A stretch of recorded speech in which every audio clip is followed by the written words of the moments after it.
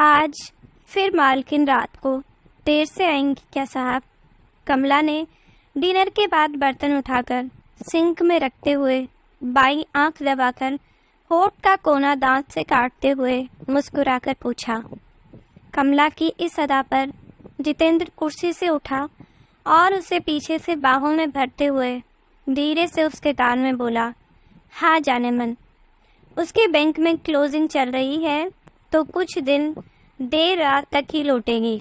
बहुत हिसाब किताब करना होता है ना बैंक वालों को, और मैनेजर पर सबसे ज़्यादा जिम्मेदारी होती है। अच्छा है साहब, फिर हम भी कुछ हिसाब किताब कर लेंगे। वैसे आप हिसाब बहुत अच्छा करते हैं साहब, बस किसी दिन मैम साहब पूरी रात बाहर रहे तो मैं आपसे ब्याज भी वसूल कर लूँ, कमला ने जितेंद्र की ओर घूमते हुए कहा। और उसके ऐसा करने से जितेंद्र के होठ कमला के होठों के सामने आ गए, जिन्हें कमला ने थोड़ा सा और आगे होकर अपने होठों से चिपका लिया। जितेंद्र की सांसें तेज होने लगी थी। वह अब कमला से पूरी तरह चिपकने लगा था कि तभी कमला एक झटके से घूमकर जितेंद्र से अलग हो गई और बोली, छोड़िए साहब, देखते नहीं कितना काम पड़ा है, और फिर मुझे घर जाकर अपने मर्द को भी हिसाब देना होता है। आपके साथ हिसाब करने लगी तो फिर मेरे मर्द के हिसाब में कमी हो जाएगी और वह मुझ पर शक करेगा। वैसे भी पिछली बार जब मैं आपके साथ चिपक कर गई थी तो वह सवाल कर रहा था कि ये ज़मीन में इतनी नमी क्यों है। वह तो मैंने किसी तरह उसे ये कहकर संभाल लिया कि बहुत देर से कुछ हुआ नहीं, तो आज तुम्हारे हाथ लगाने से ज़्यादा ही जोश आ गया है और वह मान गया, नहीं तो मेरा भेद खुल ही जाना था उस दिन। जितेंद्र जो पूरी तरह मूड में आ चुका था, कमला को ऐसे दूर जाते देखकर झटका खा गया। वह अब किसी भी हालत में कमला का साथ चाहता था, तो वह आगे बढ़कर फिर से कमला को बाहों में भरते हुए बोला, अरे कमला, क्या तुम्हें मेरा प्यार कम लगता है? किसी को कुछ नहीं पता चलेगा, बस तुम मुझसे दूर मत जाओ। कमला, मैं सच में तुम्हें चाहता हूँ। तुम्हारा साथ मुझे बहुत अच्छा लगता है। तुम जैसे मुझे प्यार करती हो ना, ऐसा तो कभी तुम्हारी मैम साहब भी नहीं करती। सच कहूँ तो निर्मला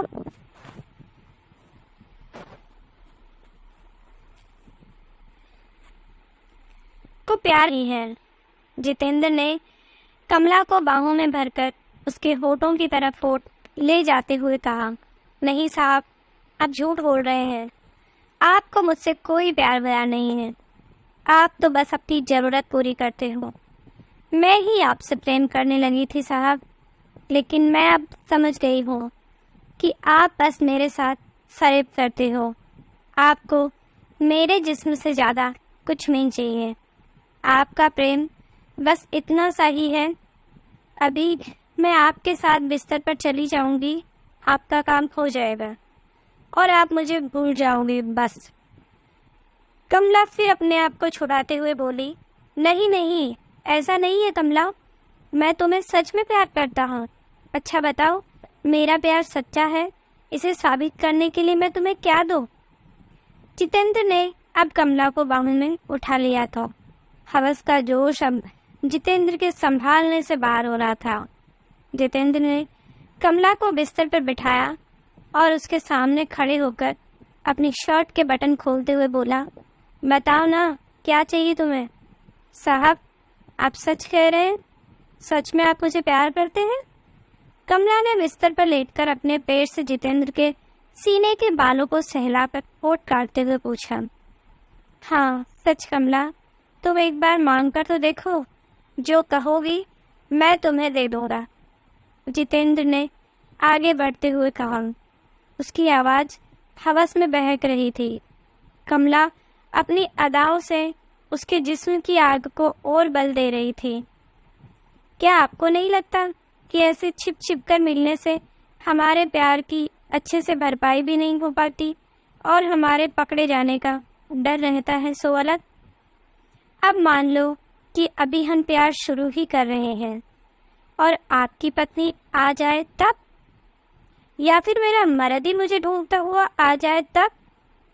क्या ऐसे अच्छे से प्यार हो सकता है? कमला ने एक एक शब्द सोच कर बोला। नहीं हो सकता कमला, तभी तो कह रहा हूँ कि आओ हम जल्दी से प्यार कर लें, उसके बाद तुम आराम से काम खत्म करके अपने घर चले जाना। जितेंद्र ने कमला के ऊपर झुकते हुए कहा। कुछ ऐसा नहीं हो सकता साहब कि हम लोग जब मन करे प्यार करें और हमें रोकने टोकने वाला कोई ना हो। कमला ने जितेंद्र के गले में बाहें डालकर उसकी आंखों में देखते हुए बहुत मीठे शब्दों में कहा। कैसे हो सकता है? बताओ कमला, बताओ, मैं तुम्हारे लिए कुछ भी करने को तैयार हूँ। जितेंद्र ने अपनी उंगलियां कमला के ब्लाउज के बटनों में उलझाते हुए पूछा। आप अपना बोरीवली वाला 1 रूम सेट मेरे नाम पर दो साहब, फिर जब आपका मन करे दिन या रात कभी भी हम उस फ्लैट में आराम से प्यार करेंगे, वहाँ कोई हमें डिस्टर्ब नहीं करेगा साहब। लेकिन तुम्हारा मर्द? जितेंद्र ने कमला का कंधा सहलाते हुए कहा। उसकी फिक्र आप न करो साहब, ऐसे तो वह 12-12 घंटे गार्ड की नौकरी करता है, कभी दिन तो कभी रात। हमारे पास बहुत समय होगा अकेले में मिलने का जब वह काम पर होगा, और मैं उसे बताऊंगी ही नहीं कि फ्लैट आपने मेरे नाम पर किया है। मैं उससे कहूंगी कि मालिक ने तरस खाकर ये फ्लैट हमें रहने के लिए दिया है, इसीलिए साहब जब चाहे यहाँ आ सकते हैं बस। कमला ने जितेंद्र की पीठ पर हाथ चलाते हुए कहा। लेकिन कमला, उसके लिए फ्लैट तुम्हारे नाम करने की क्या जरूरत है? उसमें तो तुम ऐसे भी जाकर रह सकती हो। जितेंद्र ने एक सवाल पूछा कि तभी कमला ने आगे बढ़कर उसके होठों को अपने होठों में दबाकर एक लंबा सा चुम्मा लिया और बोली, तुम सोचते बहुत हो साहब, अभी तो कह रहे थे कि अपना प्यार साबित करने के लिए कुछ भी कर सकते हो, और अब कुछ पेपर पर तनिक सा पेन खींचने में तुम्हारी पेन की स्याही खत्म होने लगी। फिर तुम हमारे प्यार की कहानी कैसे लिखोगे साहब? कमला ने जितेंद्र की आंखों में मुस्कुराते हुए देखा और अपने हाथ उसकी पैंट की ओर बढ़ा दिए। कमला की इस हरकत पर जितेंद्र के मुंह से हल्की सी आह निकल गई और मस्ती से उसकी आंखें बंद होने लगी। आपका पेन तो एकदम तैयार है साहब, तनिक इन पेपरों पर चलाकर तो देखिए, क्या ये हमारे प्रेम की कहानी लिख पाएगा? कमला ने तकिए के नीचे से कुछ पेपर निकालकर जितेंद्र के सामने रखे और उसके हाथ में एक कलम देकर बोली, यहाँ दस्तखत कीजिए साहब। ऐसा कहने के साथ ही कमला के हाथ जितेंद्र की पैंट में हरकत करने लगे। उससे जितेंद्र की आंखें बंद हो गई और वह बोला, लेकिन कमला, ओहो, अब कितना सोचते हो साहब, बस जरा सा पेन ही तो चलाना है, फिर जी भर कर हम अपने प्यार की कहानी लिखेंगे। आप सोचिए मत, बस दस्तखत कीजिए। तब तक मैं चेक करती हूँ कि आपकी कलम मेरे प्रेम की किताब पर कोई कहानी लिख भी पाएगी या फिर। कहकर कमला ने अपने होठ उधर बढ़ा दिए। अब जितेंद्र आगे कुछ नहीं कह पाया और उसने कांपती उंगलियों से उन पेपरों पर दस्तखत कर दिए। दस्तखत होने के बाद कमला को जैसे जितेंद्र के अंदर उमड़ रहे तूफान को शांत करने की बहुत जल्दी थी। उसने अपनी हरकतों को और बढ़ा दिया और 3-4 मिनट में ही जितेंद्र निढाल होकर बिस्तर पर लुढ़क गया। कमला ने उठकर अपना मुंह साफ किया और अपने कपड़े ठीक करते हुए गेट बंद करके फ्लैट से बाहर निकल आई। हो गया ना काम? नीचे आते ही चौकीदार की वर्दी पहने खंबे की आड़ में खड़े एक आदमी ने उससे पूछा। जवाब में कमला ने मुस्कुराते हुए पेपर उसके हाथ में रख दिए।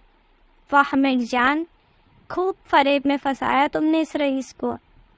वह चौकीदार कमला को गले लगाते हुए खुश होकर बोला, फरेब तो इसने किया था मेरे साथ।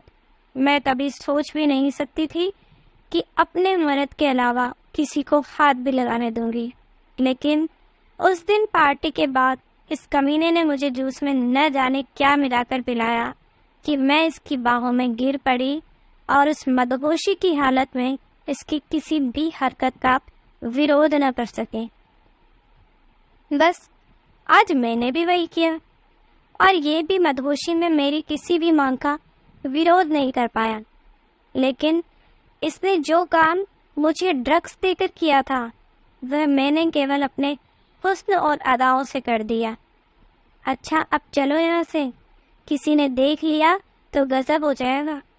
बस कल सुबह ही ये पेपर लेकर वकील के पास चले जाना। एक बार 40 लाख का वह फ्लैट अपने नाम हो जाए फिर इसे लात मार पे बरा दो। कमला ने हंसते हुए कहा और दोनों वहाँ से चले गए। कमला, तुम पिछले 5-6 दिन से काम पर क्यों नहीं आई? तुम्हारी तबीयत तो ठीक है ना? तुम मेरा फ़ोन भी नहीं उठा रही हो, नहीं तुम्हारा पति फ़ोन उठा रहा है। क्या हुआ? कोई बात है तो मुझे बताओ। जितेंद्र ने सुबह सुबह स्लेट पर पहुंचकर कमला से सवाल किया। कुछ नहीं हुआ साहब, मेरे मर्द ने अब मुझे लोगों के घरों में जाकर काम करने से मना किया है, तो आप दूसरी वाइफ ढूंढ लो, मैं अब काम नहीं करूँगी। अब मेरा मर्द कमाएगा और मैं बैठकर खाऊंगी बस। कमला ने बहुत ही रूखे स्वर में जवाब दिया। कैसी बात करती हो कमला? मैं किसी के घर की काम की नहीं कह रहा हूँ, लेकिन हमारे अपने घर। क्या तुम्हारा प्यार खत्म हो गया जो तुम मुझसे मिलने भी नहीं आई? और जैसी कि हमारी बात हुई थी कि इस फ्लैट पर मैं और तुम साथ रहेंगे और प्यार करेंगे, क्या तुम वह भी भूल गई? जितेंद्र ने सवाल किया। कौन सा प्यार साहब? वह तो बस एक सौदा था, उसमें कुछ मैंने अपना लुटाया और कुछ आपने अपना। सौदा पूरा हुआ साहब, सब व्यापार खत्म। कमला ने उसी रूखेपन से कहा। तो क्या तुम्हारा प्यार सच में बस एक फरेब था कमला? क्या तुमने मेरा मकान हड़पने के लिए मुझसे प्रेम का नाटक किया था? जितेंद्र ने गुस्से से भरकर पूछा। हाँ, फरेब? हाँ साहब, फरेब ही था वह। फरेब जो आपने मेरे साथ किया था, मेरे जूस में ड्रग्स मिलाकर। फरेब जो आपने अपनी पत्नी के साथ किया था, पत्नी होते हुए भी मेरे साथ संबंध बनाकर। फरेब जो आपने अपने खुद के साथ किया था, हवस में अंधे होकर, ये मकान मेरे नाम करके। अब आप यहाँ से चले जाइए साहब, कहीं ऐसा ना हो कि मैं आपकी पत्नी को आपके फरेब के बारे में बता दूँ और आप उन्हें भी खो दो। अभी भी कुछ नहीं बिगड़ा है साहब, रोक दो इस फरेब को और बचा लो अपने असली घर को टूटने से। मुझे भी अपना घर बचाने दो साहब, मेरा मर्द बस आता ही होगा और मैं नहीं चाहती कि वह फिर मेरी गीली होती हुई देखे आँखें। कमला ने कहा और जितेंद्र के मुंह पर फ्लैट का दरवाज़ा बंद कर दिया।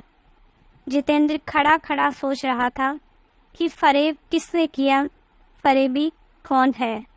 दोस्तों, आपको ये कहानी कैसी लगी प्लीज़ कमेंट में ज़रूर बताइएगा। Thank you.